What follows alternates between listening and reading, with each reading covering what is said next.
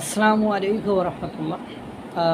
বিএনপির নারী নেত্রীরা অসাধারণ বক্তব্য দিয়েছে।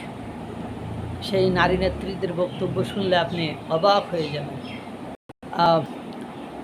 নারী নেত্রীদের ভেতরে নীলুফার মনি, উনি বলেছেন যে মুক্তিযোদ্ধা বিষয় নিয়ে যখন বঙ্গবন্ধু শেখ মুজিবুর রহমানের কথা উঠেছে,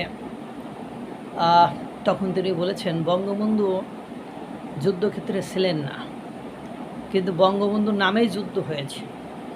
তিনি বলছেন বঙ্গবন্ধু যুদ্ধক্ষেত্রে ছিলেন না, কিন্তু বঙ্গবন্ধুর নামেই যুদ্ধ হয়েছে।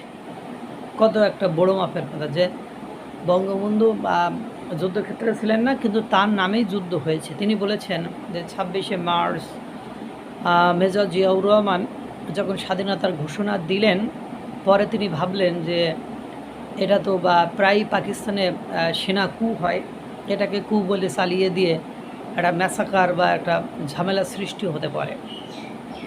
তখন তিনি আবার ঘোষণায় বললেন যে আমি মেজর জিয়াউর রহমান শেখ মুজিবের পক্ষ থেকে স্বাধীনতার ঘোষণা করলাম। অর্থাৎ তাহলে এখন ওই সময় এখন যারা শেখ মুজিবকে স্বীকার করতে চান না, মুক্তিযুদ্ধের মহান নায়ক হিসেবে স্বীকার করতে চান না, এখন বলছেন নীলুফা মনি আবার একটা কথা বলেছেন, তাদেরকে এটা বোঝা উচিত যে তাহলে তার বাপের নাম বলতো, তার দাদার নাম বলতো, তার চৈদ্য গোষ্ঠীর নাম বলতো, শেখ মুজিবের নামে যুদ্ধের আহ্বান করা হলো কেন? এটা কিন্তু একটা প্রশ্ন। যে চৈদ্য গোষ্ঠীর মেজর ডালিম, খন্দকার, মুশতাক, তাদের নামে যুদ্ধের আহ্বান করতো। তা নীলুফা মনি আবার উনি করে বলছেন যে আমার দলের স্ট্যান্ডও এক্ষেত্রে আমার মতোই হবে ইনশাল্লাহ। কারণ হলো সেই সময় অবিসংবাদিত নেতা বা মহান নেতা ছিলেন বঙ্গবন্ধু শেখ মুজিবুর রহমান।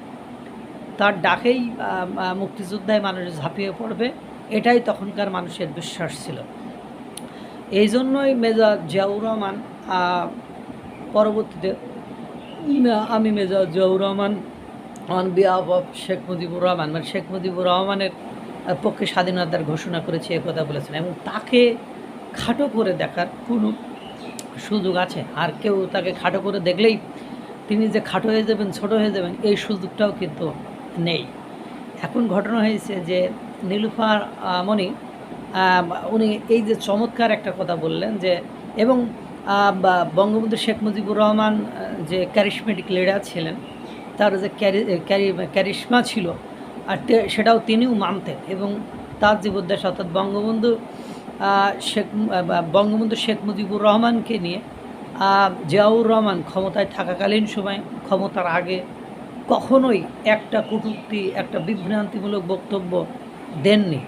বরং বঙ্গবন্ধু শেখ মুজিবুর রহমানকে সম্মানার্থে তিনি প্রত্যেকটি অফিসের আপনার বঙ্গবন্ধু শেখ মুজিবুর রহমানের ছবিটিকে যাতে ঝুলিয়ে রাখা হয়, সেই প্রস্তাব বা সেই কাজই তিনি করেছিলেন। একথা আমরা বিএনপির সিনিয়র নেতাদের মুখ থেকেও শুনেছি। বঙ্গবন্ধু শেখ মুজিবুর রহমানের ছবি খন্দকার, মুশতাকরা নামিয়েছিল, এই বঙ্গবন্ধু শেখ মুজিবুর রহমানের ছবি জিয়াউর রহমানই আবার তুলেছিল। নীলুফার মনি যে অসাধারণ বক্তব্য দিলেন, থ্যাঙ্কস টু নীলুফার মনি।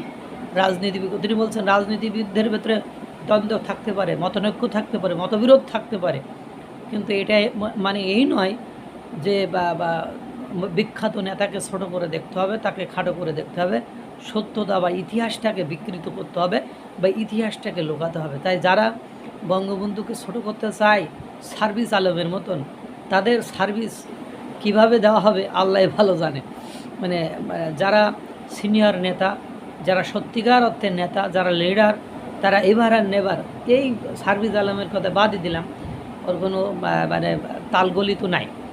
হ্যাঁ, এই যে আল্লাহ তাআলা মানুষকে বোধ বুদ্ধি এখনও রেখেছে, দিয়েছে, এর জন্য সবাইকে ধন্যবাদ।